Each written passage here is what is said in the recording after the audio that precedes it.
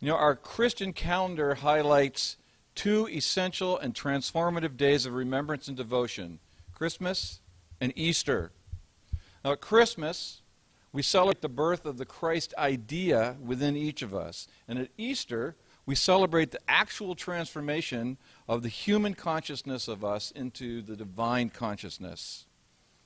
So today, the first Sunday of Advent, is the beginning of this traditional 4-week period, as Tom noted, during which we reflect and prepare for all that Christmas offers us. So as true students, how might we reflect and prepare for Christmas? Well, the answer depends in part on the different Christmas experiences that we want to have. For most of us, there's the social aspect. That's one of the most important things that Christmas brings to us. We plan on gathering with family and good friends on Christmas and share the joy and comfort of each other's company. Perhaps we're expecting people who are coming in from out of town that we haven't seen in a long time. And we prepare for this happy gathering by decorating our homes, putting up a Christmas tree, shopping for meals, baking cookies, cakes, and pies, my favorite, buying and wrapping presents, finding accommodations for our out-of-town guests, and so on. If we're lucky enough to have kids join us, maybe we're preparing something special just for the little ones. And all this activity is born out of our hope to experience unreserved love and joy during our time together in the Christmas season. Hope is the anticipation of the fulfillment of a desire. On Christmas, we, and I certainly, desire to be together with those that we love, to feel connected, to feel love, to feel security. In her book, which is in here somewhere, Keeping Close in Prayer, Dorothy Pearson illustrates this just a little. Let's want to share a little bit of what she says. Christmas is a happy time, she writes. If you are surrounded by family, and especially grandchildren, you are in heaven. Memories of past Christmases flood through you. The music of Christmas is powerful in you every day, from the grocery store to the church. Christmas takes charge of your thoughts and prayers. The lights of Christmas in the stores and in the homes around you make your heart glad. And yet, because Christmas is of the heart and spirit, we are aware of the heights and the depths of its message. Many of us have lived through a Christmas where we were half a world away from our loved ones. The distance emphasized our loneliness. When I was first in the ministry, I was living 3,000 miles away from my family. Christmas for me then was a time of tears and a heart of longing. It was also, however, a real awakening to the timelessness of the living spirit of the Christ. Though I was away from my family, I was surrounded by wonderful people who gave to me a Christmas of love in our growing church family. This lasts in my heart to this very day. The birth of Jesus cannot be measured by miles or time. That birth is an instant for all humankind, wherever or however we experience it.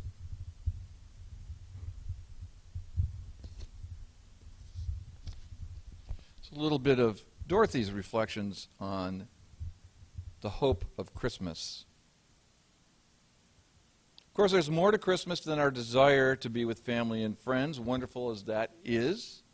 It is also our annual opportunity to reflect upon and give thanks for the birth of the Christ both in history and in ourselves. With the birth of the baby Jesus, the possibility of permanent access to the Christ consciousness for all of us came into physical being. The birth of the baby Jesus proclaimed the promise that was fulfilled by the death and resurrection of the adult Jesus. The promise of Christmas is, as Emily Cady says in Lessons in Truth, Spirit's desire in us to come forth into our consciousness as more and more perfection until we shall have become fully conscious of our oneness with all perfection. So what we celebrate at Christmas is this truth, which Dr. Cady goes on to say, there is but one source of being. This source is the living fountain of all good, be it life, love, wisdom, power, the giver of all good gifts. This source and you are connected every moment of your existence. You have power to draw on this source for all of good you are or ever will be capable of desiring. So I'm going to ask Kristen to come up and light our first candle of the Advent season. And as she does that, we're going to think about today's theme, as Tom said during the meditation, hope and faith.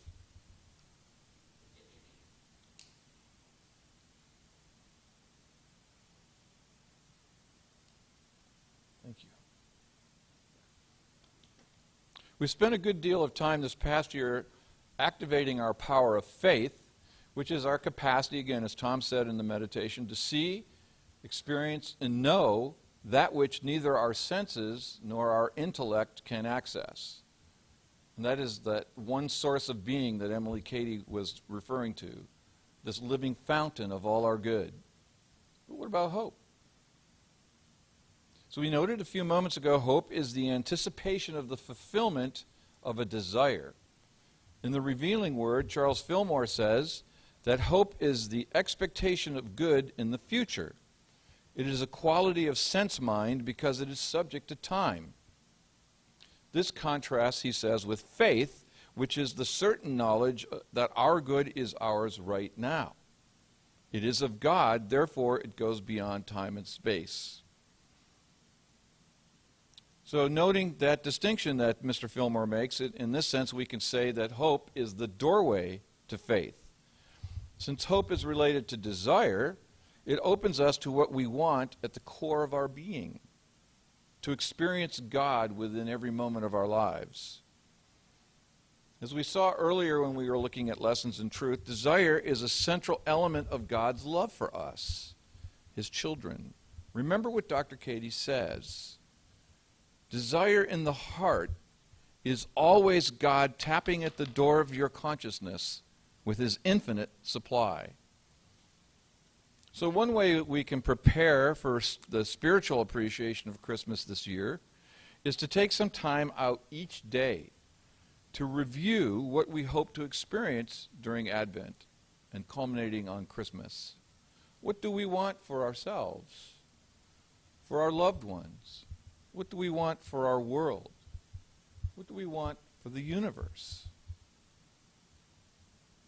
We can feel into God's presence within us by noticing our desires as they arise into our awareness.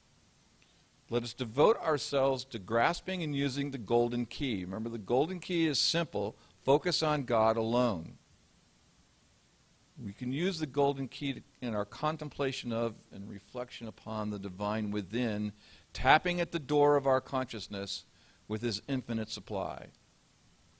So I'd like to invite us to practice this a little bit right now. So as we get still, let's bring our focus of our attention into our heart space. You can close your eyes for this one if you want. Moving our attention to our heart space. And let's call to mind out of our heart an image of a Christmas experience that we've had that lives in our heart. It might be opening presents with kids or grandkids. It might be a special trip we took on Christmas one year. It might be a vision of a beautifully decorated tree, a snowy landscape, a special time with our husband or wife or children. Whatever it is, let the image of a beautiful Christmas experience come into consciousness. Now, with that vision in our hearts and minds, we ask, what do I want Christmas to reveal to me this year? What do I want Christmas to bring to me this year? So, for the next moments with the music, let's allow the Christ who lives in our hearts to show us what Christmas this year can bring us.